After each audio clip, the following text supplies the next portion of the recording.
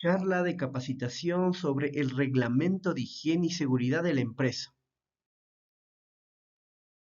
Como generalidades, usted debe conocer que este reglamento de higiene y seguridad solo aplica para empresas que tienen más de 10 trabajadores.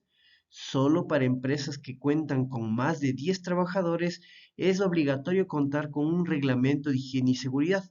La vigencia de este reglamento es de 2 años, es decir, cada 2 años hay que elaborar un nuevo documento y hacer que lo apruebe el Ministerio del Trabajo. El reglamento de higiene y seguridad que vamos a ver a continuación contiene 6 capítulos y tiene la particularidad de que es homogéneo para todo tipo de empresa. ¿Cuáles son los objetivos de este reglamento de higiene y seguridad? Al igual que la seguridad y salud en el trabajo, lo que hace el reglamento es prevenir los accidentes y enfermedades laborales como su objetivo principal. Además, proteger a los trabajadores ante posibles accidentes laborales o situaciones de emergencia, establecer un marco teórico legal que sea una guía tanto para los trabajadores como para la empresa. Y finalmente, la finalidad del reglamento es cumplir con el requerimiento legal que les había indicado que aplica para más de 10 trabajadores. En el reglamento de higiene y seguridad, usted va a encontrar la política de seguridad y salud en el trabajo.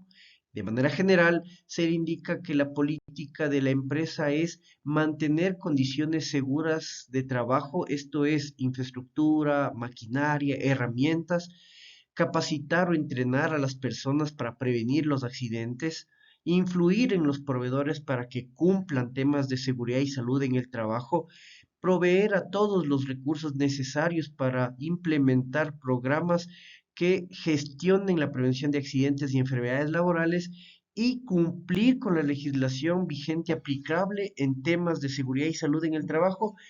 Es el marco de la política de seguridad y salud que usted puede ver ahí y que lo puede ver en su reglamento de higiene y seguridad. Aprovecho para indicarle que en su centro de trabajo estará colocado en alguna parte visible unos códigos QR. Usted escanea el código QR y va a acceder al reglamento de higiene y seguridad, y otro código QR también que va a estar en su centro de trabajo, pues le va a dar acceso a la matriz de peligros y riesgos laborales. Como ya usted conoce que es un peligro, que es un riesgo laboral, va a ser totalmente entendible el tema de los riesgos de su puesto de trabajo, así como las medidas de prevención que hay que seguir para prevenir accidentes y enfermedades laborales.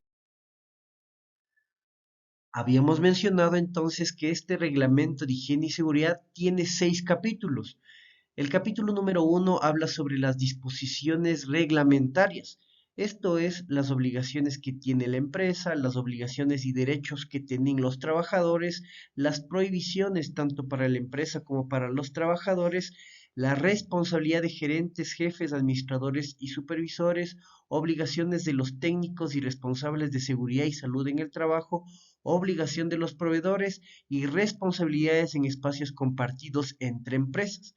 Como obligaciones generales de la empresa es capacitar o entrenar a los colaboradores en las actividades que va a realizar.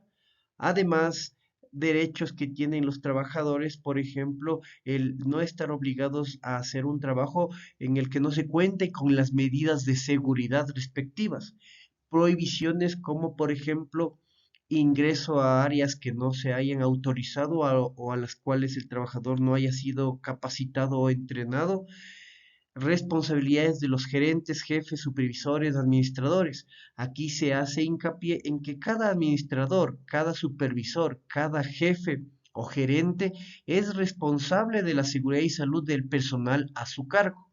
Si bien la empresa cuenta con técnico, médico, es importante que se entienda que cada responsable de área es justamente responsable de la seguridad y salud de su personal. Por ejemplo, si va a ingresar una persona a un centro de trabajo y no tiene los implementos de seguridad o las capacitaciones necesarias, es responsabilidad de la persona que está a cargo de ese centro de trabajo o la persona que está a cargo de esa área solicitar se entregue o se dote de esos equipos de protección personal para que la persona cuente con todas las medidas de prevención. Las obligaciones de los técnicos responsables están descritas, entre otras, guiar a la empresa en el cumplimiento legal, capacitar a los trabajadores.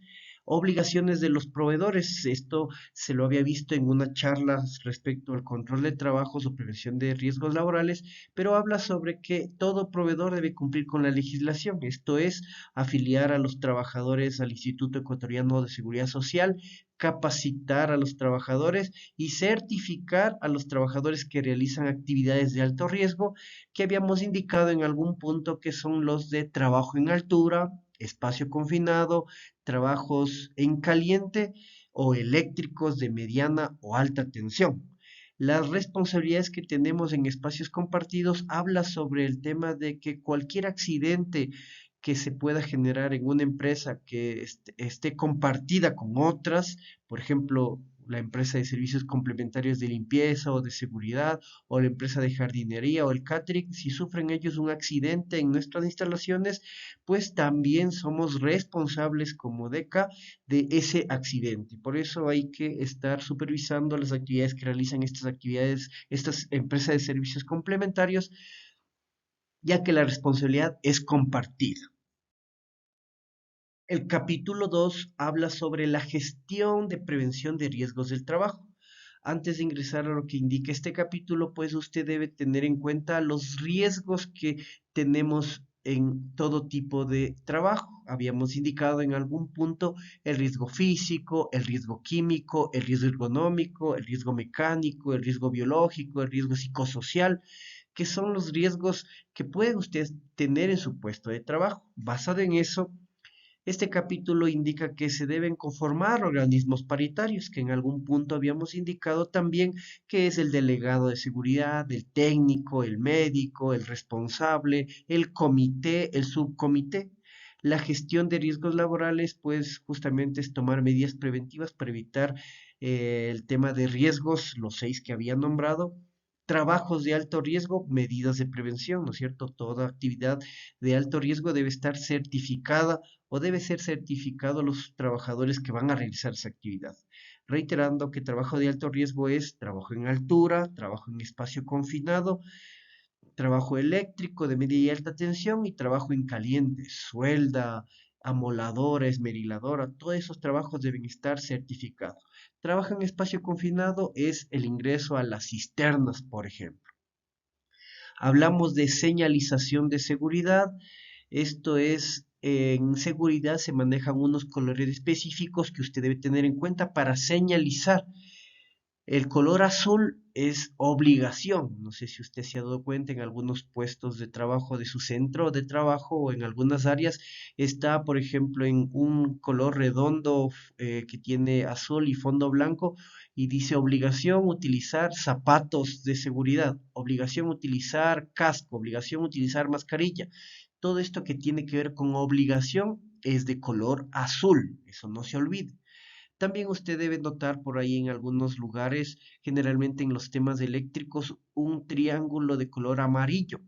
El amarillo es prevención, siempre en todas partes va a ser prevención. Entonces, por ahí está, dice prevención, riesgo eléctrico, prevención, riesgo ruido, prevención, riesgo de caída. Todos estos van a estar en color amarillo. Entonces el amarillo es prevención.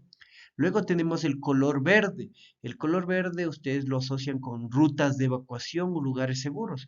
Por eso es que en los puntos de encuentro o los puntos seguros se identifican con color verde. El tema de las flechitas que guían hacia las salidas de emergencia o las rutas de evacuación son de color verde. Entonces, el color verde es prevención, es de evacuación o zonas seguras.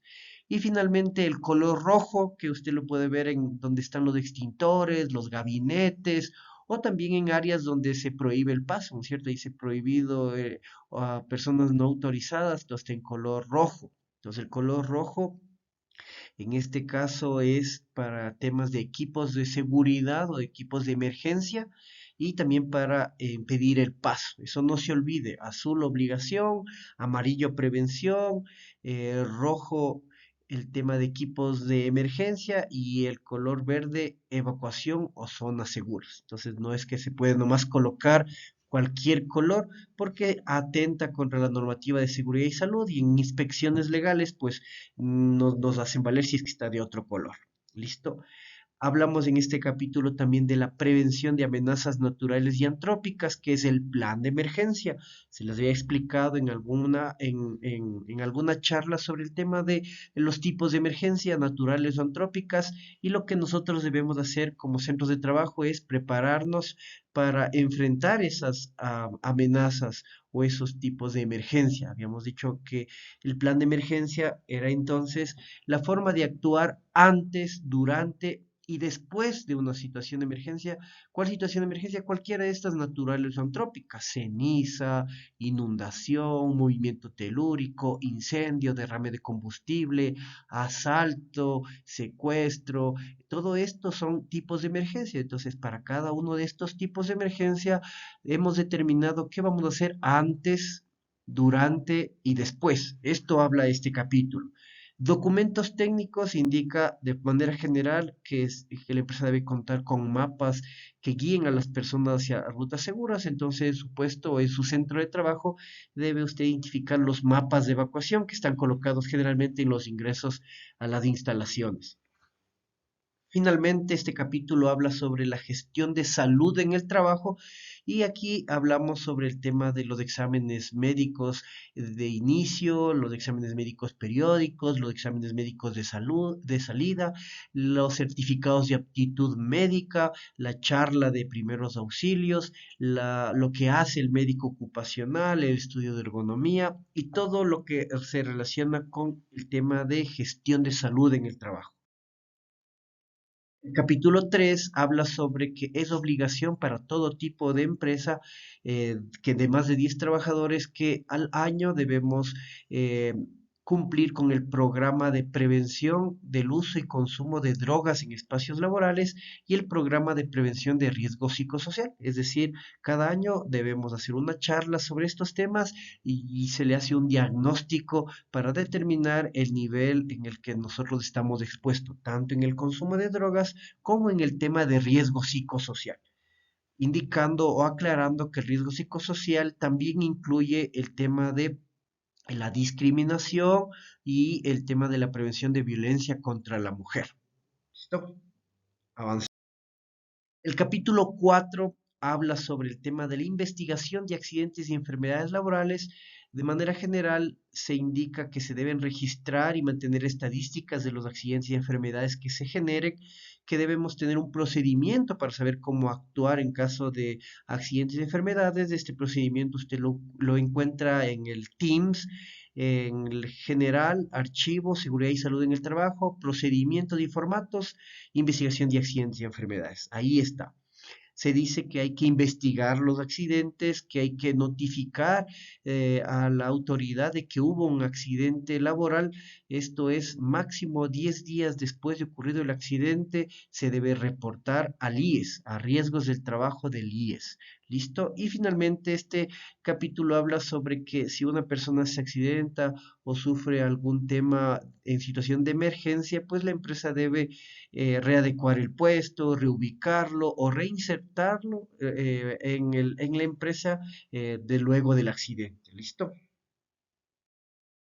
El capítulo 5 habla sobre que todos los trabajadores deben estar informados, capacitados y certificados de ser el caso, ¿cierto? ¿Informados en qué? Respecto a los riesgos en los que o a los que se exponen en su puesto de trabajo, tal vez lecciones aprendidas que sucedieron en otros centros de trabajo, acciones de simulacro y acciones para precautelar la salud laboral o la salud física. Deben capacitarse o entrenarse en temas de seguridad y salud en el trabajo, deben entrenarse en inducción general, inducción específica, inducción a proveedores. Aquí hablamos sobre todos los trabajadores que ingresan al centro de trabajo, a las diferentes áreas, deben ser entrenados. Por ejemplo, el personal de mercadeo que ingresa al centro comercial, pues el supervisor de mercadeo le debe indicar dónde están las bodegas, cómo se desmonta o cómo se monta un, un programa por donde debe ir con los equipos, cómo funciona el cochecito, medidas de prevención que tiene en el centro de trabajo, todo para evitar que se accidente la persona.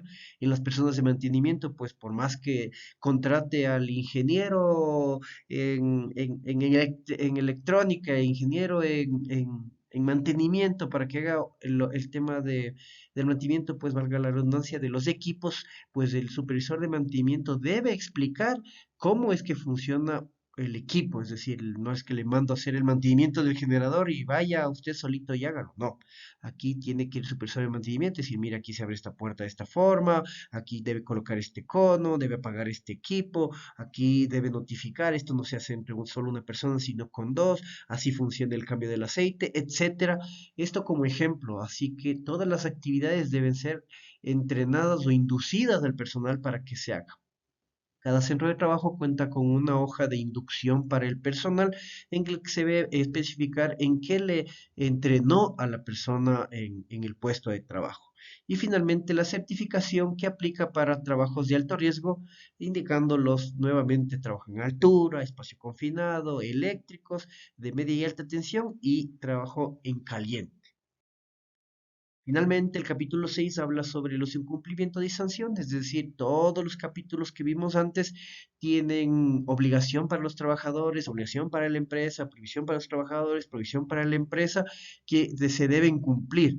Si no pasa eso, pues este reglamento establece las sanciones. ¿Qué sanciones? Está estipulado en el reglamento como tal. Entonces, si usted incumple de alguna forma, ahí mismo está indicándole ya incumplió esto, entonces una falta leve, una falta grave o una falta muy grave. Y las sanciones son amonestación verbal, amonestación escrita, multa de hasta el 10% de su sueldo y visto bueno, que es en este caso el despido con razón justa por parte de la empresa por incumplimiento de temas de seguridad y salud en el trabajo. ¿Listo? Es así que hemos visto el reglamento de higiene y seguridad y le aliento para que escanee el código, lo descargue y se lea. La finalidad de todo esto es que usted tenga conocimiento y entender también que este reglamento es general, es decir, aplica para todo el Ecuador y si bien se aplica en este caso para este tipo de empresa, es común todo lo que establece el documento para cualquier tipo de empresa. Muchas gracias.